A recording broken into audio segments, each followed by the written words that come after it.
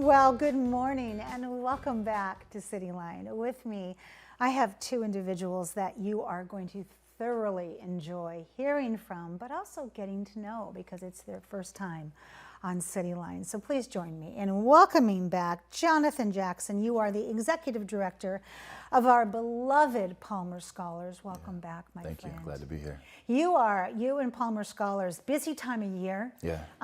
Lots of social media posts going on, lots of achievement, lots of just going, we're here and we're here to stay. And so Palmer Scholars just makes my heart just cheer. You and me both. You brought with you this incredible powerhouse over here. She is fierce. Denise Nicole Franklin, you are a relatively new deputy director to Palmer Scholars, and welcome to Cityline. Thank you for having me. I'm excited to be here. It's great to have you here, and I can foresee that there's going to be times when Mr. Jonathan goes, you take it. You're so good at this now, you can do it, and I'm gonna stay behind and be working on a grant or something. Yeah. So, Jonathan, for our viewers who may not be familiar with Palmer Scholars, like I am, because I've loved you for many, many years, give me a quick overview of who you are and who you serve. This is good stuff. So Palmer Scholars has been around since 1983. We just celebrated 40 years, and we were founded by Reverend Alfred Davis and Merle Palmer, our namesake, really on the premise of helping young people of color achieve better outcomes post-secondary. So we really exist to help young people identify and pursue their post-secondary goals, whether that includes a four-year degree or another opportunity, whether that might be an apprenticeship, pre-apprenticeship route going directly to employment. Our job is to walk alongside them as they're navigating that journey and provide resources, wraparound supports, and remove barriers for them so that they can be successful. So we serve young adults of color across Pierce County, right now between the ages of about 16 and 26. Wow. Yeah. You know, I was doing the math, so this started in 1983, and I graduated in 1982. And because my brain was going, where was this program when friends of mine were attempting to be in secondary education, and I was too. But really for my friends of color, that they were the first person in their household to ever fill out a college application. And everything was so unknown. And I wonder where they are to this day. Because navigating it on your own is difficult for anybody, but especially for our scholars that are people of color and also have never ever gone to college before because it wasn't set up for them that way. Miss Denise Nicole, what recent accomplishments or wins has Palmer Scholars team achieved that you are most proud of? Because you just started. Yeah, well, there's been a lot of changes thanks to Jonathan's leadership. We're in the middle of a strategic planning session and a reorganization of the Palmer Scholars, but I'm most excited and grateful, so thank you for Mental Health Days. It says a lot when your leader considers the staff and the team and what it takes to run an organization. And we're a small but mighty team, but that's a major win. And I wouldn't be me if I didn't say I'm excited for graduation of our Pathway Scholars that next Thursday, the 28th. So, yeah, the 28th. Yeah. Oh my goodness. And I'm looking at you, and the brilliance is unbelievable. And I jokingly said, I think you found your successor when we were in the green room. Because you have that feel that Jonathan has where you know what it takes and you were born with that. It wasn't something that someone had to teach you. I can see that look in both of your eyes. Woo! Chills. So annual fundraiser was held in May, and this is the first in-person event you've had, or you did have, since 2019. That was before COVID. So tell us about the event and its successes. Yeah, you know, the event went really well. It was a lot smaller than our previous event. We had about 600 people the last time we were together in the Murano, but this time we were down in the new Sterling Ballroom at the brand new Silver Cloud Point Ruston. Beautiful. So small but intimate. You know, the folks that needed to be there were there, and it was really just all about celebrating the success of our scholars and just the work that we've done over the last several years, especially to be intentional about shifting the way that we operate, the way that we talk about the young people that we work with, this real intentional reorienting to focus on the assets of the young people that we're working with and building upon them rather than frankly, the more deficit-oriented, savioristic approach that had been taken for quite a while in our organization's Does history. not work. Just doesn't work. No. And so it was great to have folks come out and celebrate with us. We had best-selling author Ijoma Oluo come out and provide our keynote address, and it was very moving. Spoke about this, just the importance of actually instilling a sense of imagination and wonder in young people, and how different structures and systems kind of strip that away from us. So it was just a good celebration. You know, it was a nice, brief event. So folks were able to get in, make a donation, hear a little update, and give it back to their business. But it was a great event. So if I asked you, how do you measure the impact of fundraisers like Stand Up and Cheer on the overall objectives, and especially since you are in the middle of a strategic plan, because that's all being looked at and asked the question, do we want to keep this or do we not want to? Yeah. How does that success of Stand Up and Cheer impact the overall objectives of Palmer Scholars? Yeah, so the success of the event is obviously critical because it's a fundraiser. Being a nonprofit organization, we don't have a fee-for-service model per se. You know, there's some opportunity for that, but that we haven't really explored fully. So we're really relying on the revenue from individuals that come that day, from our sponsors that make it happen. Shout out to our amazing sponsors, in order to fund the programs that we operate on a day-to-day basis. But at the same time, as much as it's a fundraiser, it's also a friend raiser. Getting people in the room for the first time so that they can hear about the work that we're doing. And maybe they follow up with financial resources, maybe they follow up with in-kind or follow up with connections. But it's all about building a family to surround our young people. Our staff are that first layer of family, but each layer of our support network, whether that's board members, volunteers, donors, partners, all create this ecosystem in which our young people are given the opportunity, given the conditions in which they can survive and thrive. The proverbial village that we all are looking for and wish was there at certain times in our lives. Denise Nicole, tell me about Palmer's Pathways pre-apprentice, because I think that Palmer Scholars has done an amazing job of defining secondary education.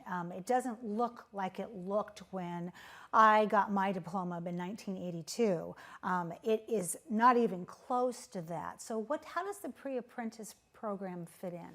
Well, I'm glad you asked that question because it's access, opportunities to livable wage careers. So folks that may understand that construction happens all around us. And it's not just the construction trades, it's trades in general for Palmer Pathways.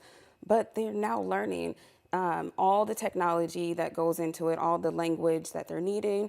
It's for 18 to 26-year-olds of color in Pierce County, so it's specific to our region and our young adults. And we're helping them navigate those 345 hours of training, 8 certificates, such as like OSHA 30, which is a prestigious construction tool in their tool belt, that they're going into 12 preferred direct entry apprenticeship programs and about 4 preferred entry programs. But a lot of times, as we're doing our DEI panels and our mock interviews, employers are coming right on site and pulling folks from our classes. So this cohort, we have about 10 folks that are eager and ready to graduate.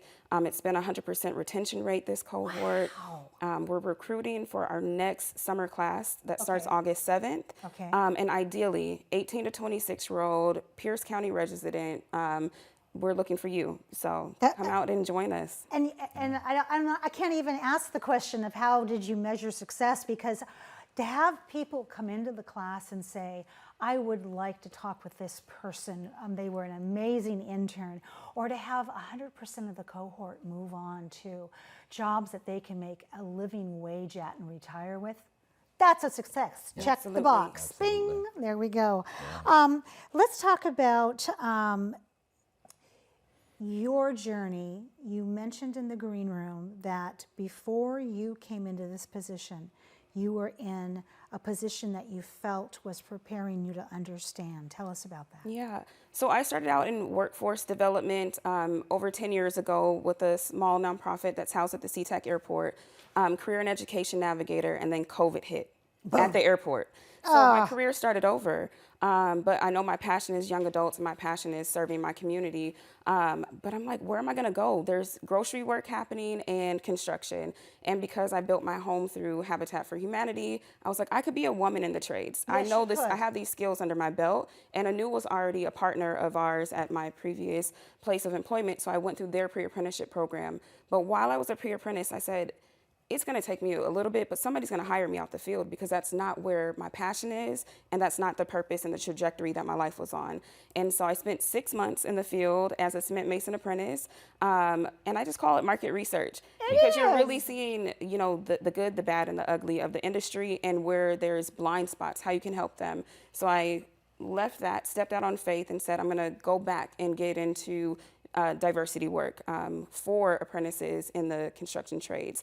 And so fast forward, Jonathan and Christina Rupp, that you know, referred me to this position. And so ever since I've been a part of it, it's a great opportunity to really tell my story and my journey with our young scholars that we serve.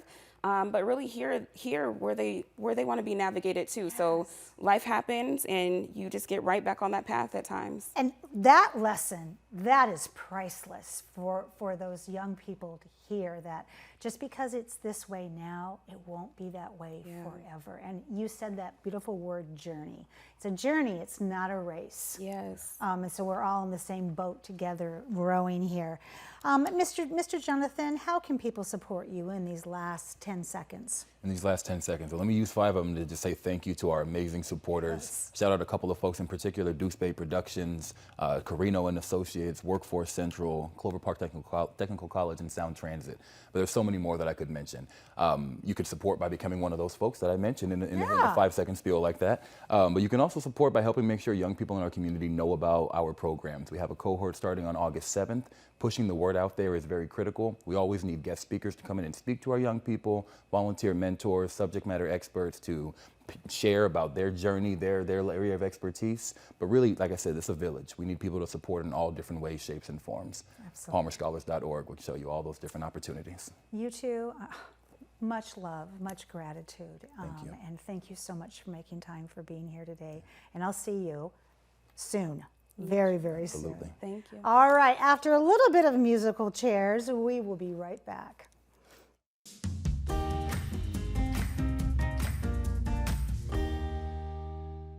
Palmer Pathways Pre-Apprenticeship is a free construction trades pre-apprenticeship created to provide exposure, access, and opportunity to young adults of color in Pierce County. Qualified individuals can receive certifications, over 300 hours of free training, preferred or direct entry into an apprenticeship of their choice, mentoring and support, in many cases, financial assistance.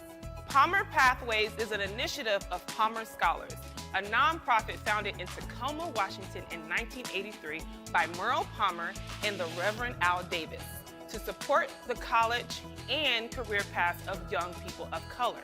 Palmer Pathways is an expansion initiative, recognizing that a 4-year degree is not the only path to a higher and meaningful vocation. The construction trades have long provided a way to earn a livable wage while offering a satisfying, hands-on career that builds our communities and infrastructure. Today, we are facing a trades worker shortage due to an aging workforce, and the opportunities for a younger and more diverse demographic are becoming more and more available. That's where we come in. Palmer Pathways is a recognized pre-apprenticeship by the Washington State Apprenticeship and Training Council. We combine career exploration, hands-on application, physical conditioning, safety training, industry connections, mentorship, and supportive services. Paths into the skilled trades vary and can be confusing to access. It can take time and experience to decide whether a particular trade is a good fit for you. Like a college path, apprenticeships may have entrance exams, pre-requirements, and can be extremely competitive. Pre-apprenticeships like Palmer Pathways aim to make this journey smoother by helping you navigate the system and giving you a strategic advantage. With real-life industry connections, experience, training, and a list full of certifications. So how does it work? Our unique pre-apprenticeship program is separated into 2 phases to provide the maximum value to our Pathway Scholars. Phase 1 involves 6 weeks of trades career exploration and employability training. At the end of Phase 1, Pathway Scholars choose whether they intend to continue towards a trades apprenticeship by starting Phase 2, enter directly into employment, or find a career that better fits their career goals with the help and support of our Navigator staff. In Phase 2, Pathway Scholars receive more intensive trades training, building and refining their math construction skills. They attend try-a-trade events, visit construction sites, and get to meet with representatives of local employers and unions. Both phases are conducted 3 days a week and include state-of-the-art curriculum and hands-on shop time. To qualify for the Palmer Pathways pre-apprenticeship, you must be a Pierce County resident, 18 to 26 years old, identify as a person of color, be authorized to work in the U.S., and not currently enrolled in school. The process to apply to Palmer Pathways begins with filling out an interest card found on our website. Fill out one, and our Pathway staff will take it from there. We look forward to walking with you on your journey to a career in the skilled trades. If you have any questions at all, please don't hesitate to contact us. We'd like to give a special thanks to our community partners who make Palmer Pathways possible. And thank you for your interest in Palmer Pathways pre-apprenticeship.